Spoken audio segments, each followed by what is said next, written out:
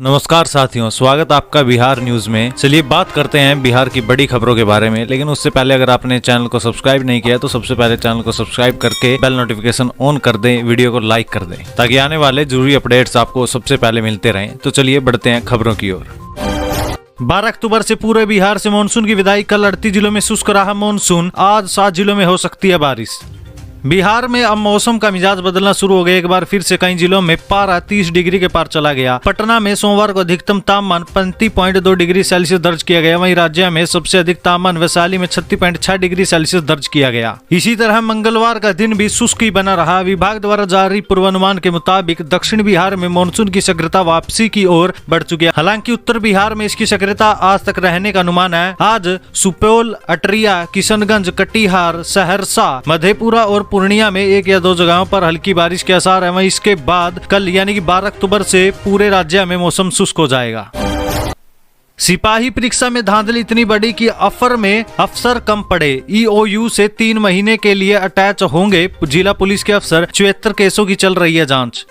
बिहार में सिपाही भर्ती का क्वेश्चन पेपर लीक कांड का दायरा काफी बड़ा हो गया है। इसका असर जांच एजेंसी पर पड़ रहा है। जांच के लिए एजेंसी के पास अफसर ही कम पड़ गए। पेपर लीक कांड का जाल राज्य के कुल 23 जिलों में फैला हुआ है। कुल 74 एफआईआर दर्ज हुई है। इन केसों की जांच साइंटिफिक तरीके से सबूत जुटाना, साथियों की पहचान करना और फिर उनकी गिरफ्तारी के लिए छापेमारी करना, ये सारे काम बहुत ही चुनौतीपूर्ण है। बिहार में 70,000 शिक्षकों की नई वैकेंसी। शिक्षा विभाग इसी सप्ताह बीपीएससी को भेजेगा रिक्तियां। 15 दिन में जारी होगी वैकेंसी।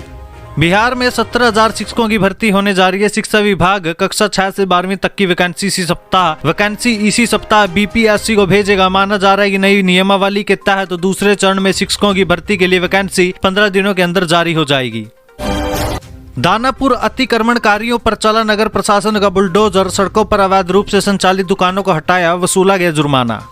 दानापुर पटना आयुक्त और डीएम के निर्देश के आलोक में मंगलवार को नगर परिषद प्रशासन ने गोला रोड, रूपसपुर नहर सर्विस लेन, आईएएस कॉलोनी से सगुना मोड़ तक सड़क के दोनों किनारों से जेसीबी से अतिक्रमण हटाया गया। अतिक्रमणकारियों से इस दौरान जुर्माना भी वसूला गया। परिषद के ईओ जगन्नाथ यादव के नेतृत्व में गोला रोड सर्विस लेन से सगुना मोड़ तक अभियान चलाकर सड़कों को अतिक्रमण मुक्त किया गया।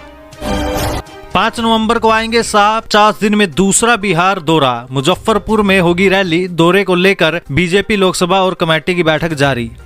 केंद्रीय गृह मंत्री अमित शाह एक बार फिर से बिहार दौरे पर आ रहे हैं। 5 नवंबर को मुजफ्फरपुर में उनकी रैली होगी। 50 दिन के अंदर अमित शाह का ये दूसरा बिहार दौरा होगा। इससे पहले 16 सितंबर को मधुबनी के झंझारपुर में उनकी रैली हुई थी। मंगलवार को इसे लेकर बीजेपी की लोकसभा कोर कमेटी की बैठक भी चली। पार्टी के प्रदेश प्रभारी विनोद तावड़े की अध्यक्षता में बैठक शाम 6 बजे तक चली। इसमें पार्टी के प्रदेश अध्यक्ष सम्राट चौधरी समेत कोर कमेटी के सभी दिग्गज नेता मौजूद रहे।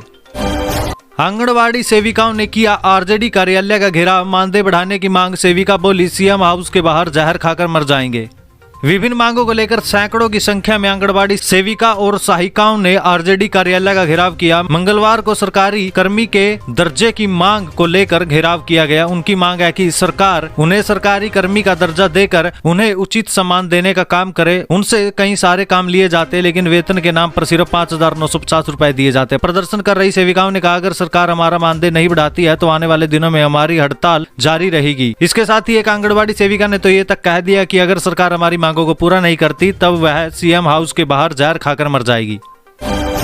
बक्सर में थर्मल पावर के गेट पर दिया धरना। आंदोलन के 359वें दिन फिर से किसानों का फूटा गुस्सा। योजना का निर्माण कार्य बाधित।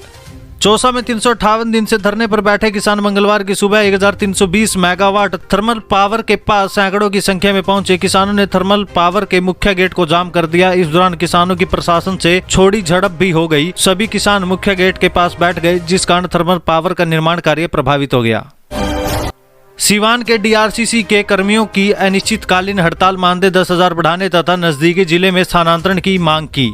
सिवान के जिला निबंधन व परामर्श केंद्र यानी कि डीआरसीसी के सभी कर्मचारी अपनी 5 सूत्री मांगों को लेकर मंगलवार से अनिश्चितकालीन हड़ताल पर चले गए हैं। इससे डीआरसीसी कार्यालय का कार्य पूरी तरीके से ठप हो जाएगा। हड़ताल को लेकर डीआरसीसी कार्यालय पर सोमवार की शाम ही कर्मियों ने नोटिस चिपका दिया था। कर्मियों के हड़ताल पर चले जाने के बाद स्टूडेंट क्रेडिट कार्ड योजना, मुख्यमंत्री स्वयं सहायता भत्ता, कुशल युवा कार्यक्रम सहित अन्य योजनाओं का काम ठप हो जाएगा।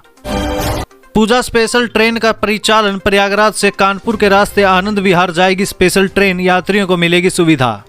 दुर्गा पूजा, दीपावली, छठ महापर्व त्योहार के दौरान यात्रियों की अतिरिक्त भीड़ को देखते हुए उनके सुगम आवागमन की सुविधा मुहैया कराने के लिए रेलवे द्वारा पंडित दीनदयाल उपाध्याय जंक्शन प्रयागराज से कानपुर के रास्ते पटना एवं गया से आनंद विहार के लिए पूजा स्पेशल ट्रेन का परिचालन करने का निर्णय लिया गया है, जिसकी जानकारी मुख्य जनसंपर्क अधिकारी वीरेंद्र कुमार ने दी।